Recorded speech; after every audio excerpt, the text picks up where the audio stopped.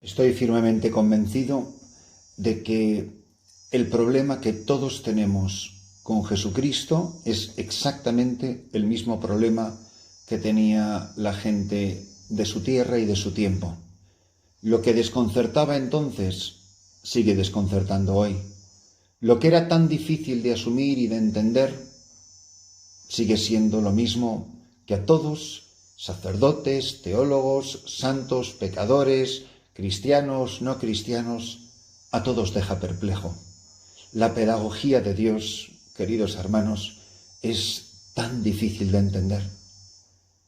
Dios es tan diferente de lo que nosotros pensamos que debería de ser Dios, y a mí no me cabe la menor duda de que si cualquiera de nosotros hubiéramos sido Dios, hubiéramos hecho las cosas de una manera completamente diferente. La verdad es que a Dios no hay quien lo entienda. Y por más que queramos darle vueltas y por más que pensemos que qué bien lo ha hecho todo Dios y ha hecho esto y ha hecho lo otro, claro, esto ha pasado por tal cosa, mirad, no nos engañemos, no tenemos ni idea y no nos enteramos de nada. ¿A qué viene empezar una homilía diciendo estas cosas? Pues viene a cuento de los 4 versículos que nos presenta el Evangelio de San Mateo para hoy viernes, en el capítulo 13 del 54 al 58. Es un pasaje donde no deja más que signos de la perplejidad de la gente. Y es un pasaje lleno de signos de interrogación y ninguna respuesta. Dice así: en aquel tiempo fue Jesús a su ciudad y se puso a enseñar en la sinagoga. La gente decía admirada: ¿de dónde saca esta sabiduría y esos milagros? Es decir, no niegan que comunica una sabiduría extraordinaria y no niegan que haya hecho milagros evidentes. Y sigue: ¿no es el hijo del carpintero? ¿No es su madre María y sus hermanos Santiago, José, Simón y Judas? ¿No viven aquí todas sus hermanas? Entonces, ¿de dónde saca todo eso? Y aquello le resultaba escandaloso. Jesús les dijo: solo en su tierra y en su casa desprecian a un profeta. Y no hizo allí muchos milagros porque les faltaba fe. Pero la cosa es, ¿por qué era el hijo del carpintero?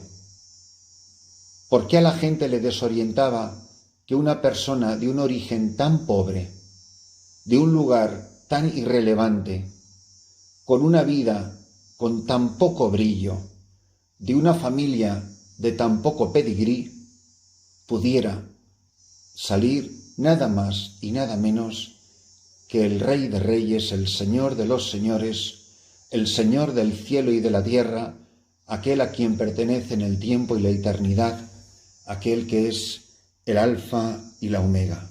La pregunta es, ¿por qué? Lo que sorprende a la gente es su origen pobre. ¿Por qué? ¿Qué significa?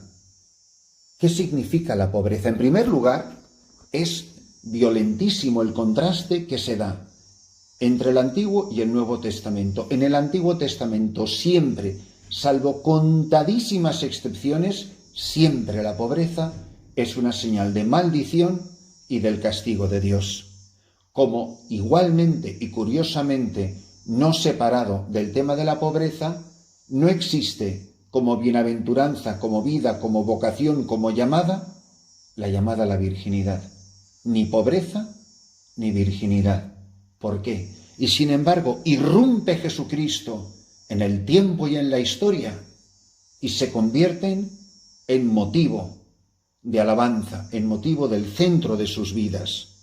Y así dirá en Lucas 6:20, y estoy siguiendo los apuntes del libro de don José Rivera y don José María Iraburu, Espiritualidad Católica. Bienaventurados los pobres, porque vuestro es el reino de Dios. Pero ¿cómo va a ser el reino de los que son pobres, de los que no son nada, de los que viven en barrios marginales y no tienen apellidos rimbombantes? Esta enseñanza de Jesús es diametralmente opuesta al pensamiento del mundo. Por eso, para los que viven bajo el pecado de Adán, es una doctrina absurda, escandalosa, es la palabra que usa hoy el Evangelio. Pero ante todo, ¿quiénes son los pobres? Pues mirad, si algo queda claro en la revelación de Jesús, es que en el centro de su revelación, cuando Él revela el valor extraordinario de la pobreza, este es el misterio, que Jesucristo, siendo rico, se hizo pobre por amor nuestro, para que vosotros fueseis ricos por su pobreza. Lo leemos en 2 Corintios 8:9. Elige nacer de una familia modesta. No tiene cuna, le ponen en un pesebre.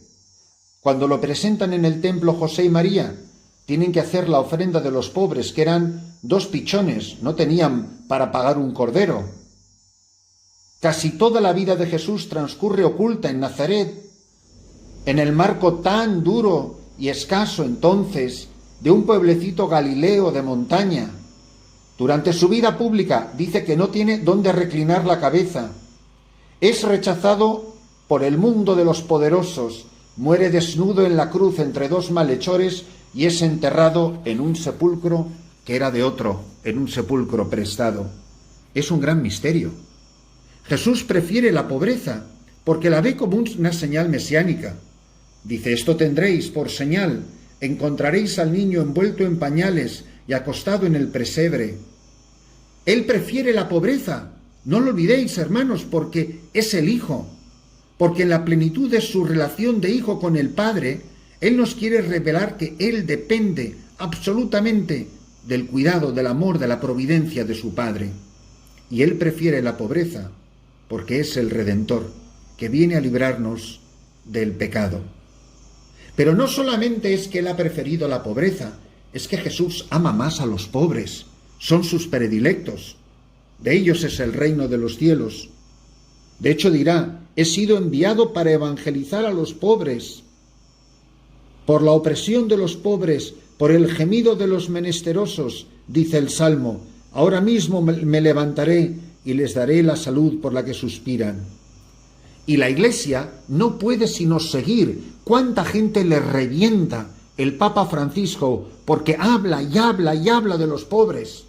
¿Por qué no te molesta cuando lo dice Jesucristo y te molesta cuando lo dice el Papa Francisco? No seas hipócrita. Si quieres criticar al Papa Francisco, critica a Jesucristo, que no es más lo que dice Francisco que lo que dice nuestro Señor Jesucristo.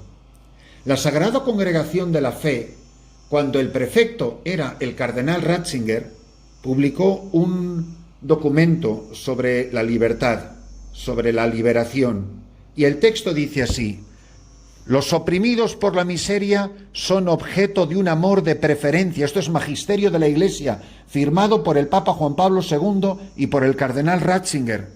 Los oprimidos por la miseria son objeto de un amor de preferencia por parte de la Iglesia, que desde los orígenes y a pesar de los fallos de muchos de sus miembros, no ha cesado de trabajar para aliviar, defender y liberar a esos oprimidos. Por eso, si los pobres no son evangelizados, el mundo no se va a convertir a Cristo.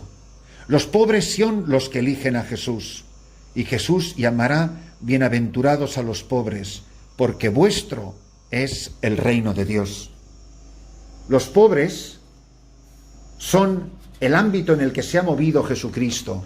Entre ellos ha nacido, entre ellos ha querido vivir. Jesucristo elige vivir pobremente porque la pobreza nos acerca a la humildad y a la santidad, nos acerca a la caridad.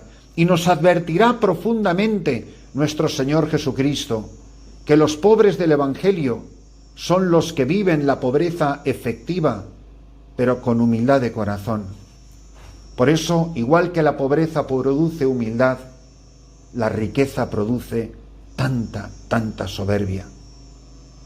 Elige a sus más estrechos colaboradores de entre los pobres y les pide que sean pobres. Dejaron su barca, dejaron sus redes. ¿Por qué todo eso es necesario? ¿Por qué todo eso es tan importante? ¿Por qué las riquezas hacen tanto daño? ¿Por qué los ricos no son santos?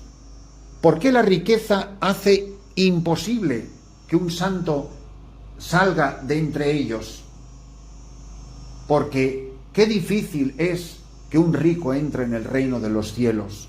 Más fácil es que el camello pase por el ojo de una aguja. Yo pienso, cuando los ricos escuchan el Evangelio, ¿qué pensarán? Y esto nos puede pasar a cualquiera de nosotros, a mí el primero. ¡Ay de vosotros ricos, porque habéis recibido vuestro consuelo! ¡Ay de vosotros los que ahora estáis harto, porque tendréis hambre! ¡Ay de vosotros los que ahora reís, porque gemiréis y lloraréis! Lucas 6:24. Por eso la bendición de Jesús sobre la pobreza solo se entiende cuando uno escucha la maldición de la riqueza. ¡Ay de vosotros los que ahora reís, porque gemiréis y lloraréis! Por eso, en todo caso, la peligrosidad de las riquezas hay que mirarla siempre entre las advertencias más graves que nos hace Jesús. Y no podréis decir que no hemos sido bendecidos con unos papas extraordinarios. ¿Cuánto criticaban los conservadores americanos las encíclicas sociales de Juan Pablo II? Ahora parece que a la gente se le ha olvidado que Juan Pablo II, como poca gente, ha hablado inagotablemente del papel preponderante y de la misión que tiene la Iglesia de todos los tiempos en la defensa de los pobres y en ser pobre ella misma. Y la Iglesia no son los 4 cardenales que viven en la plaza de San Pedro, queridos. La Iglesia la formamos 1.000 millones de católicos. Y esos somos los que estamos llamados. Aquí no se trata de mirar a las riquezas de 4 kilómetros cuadrados de Vaticano. La Iglesia es muchísimo más grande que todo eso. Confundir el Vaticano con la Iglesia Católica es no tener ni idea de lo que es la Iglesia Católica. El mismo Jesús señaló el peligro de la seducción de las riquezas, que son como espinas, que ahogan la palabra de Dios sembrada en el alma. Se va a perder el alma del que atesora tesoros para sí mismo y no es rico ante Dios. Al fuego eterno irán los malos ricos que no supieron compadecerse del pobre Lázaro que tenían a su puerta, porque no supieron ver en él a Cristo. Tuve hambre y no me diste de comer. Los mismos apóstoles van a advertirnos del terrible peligro de las riquezas. Mirad, despreciaron a Cristo por ser pobre, despreciaron a Cristo por ser el hijo de un carpintero, despreciaron a Cristo porque no tenía relumbre ni pedigrí, porque no había nacido en el barrio de Patatín ni veraneaba en la playa de Patatán. Despreciaron a Cristo, como lo sigue despreciando el mundo, como sigue el mundo despreciando a la Iglesia, como sigue el mundo despreciando al Papa Francisco, porque ha puesto a los pobres en el centro del mensaje cristiano. Y a mucho meapilas, de mucha misa, mucho golpe de pecho, mucho rosario y mucho escapulario, le revienta que el Papa hable y hable y hable y hable de la importancia de Jesús pobre, de Jesús en medio de los pobres. Tantas devociones y tan poca fe para reconocer a Cristo en el rostro del que sufre. Los mismos apóstoles dirán, Santiago 5:1-5, los que quieren enriquecerse, pero caen en tentaciones y en muchos lazos de muchas miserias. Los padres de la Iglesia, ¿cuántas veces no han advertido contra este peligro? Y cito directamente del Catecismo de la Iglesia Católica, en el número 2443, para el que lo quiera leer, y lo leo, no predico, leo lo que dice la Santa Madre Iglesia. Dios bendice a los que ayudan a los pobres y reprueba a los que se niegan a hacerlo. A quien te pide da, al que desee que le prestes algo no le vuelvas la espalda. Gratis lo recibisteis, dadlo gratis. Jesucristo reconocerá a sus elegidos en lo que hayas hecho a los pobres. La buena nueva anunciada a los pobres, que es signo de la presencia de Cristo. El amor de la Iglesia por los pobres pertenece a su constante tradición, está inspirado en el Evangelio de las Bienaventuranzas, en la pobreza de Jesús y en su atención a los pobres.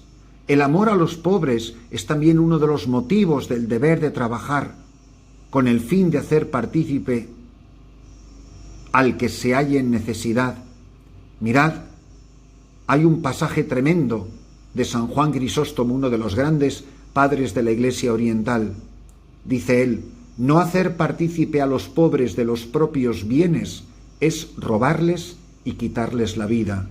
Lo que poseemos, dice este gran doctor de la Iglesia, lo que poseemos, este padre de la Iglesia, no son bienes nuestros, sino suyos.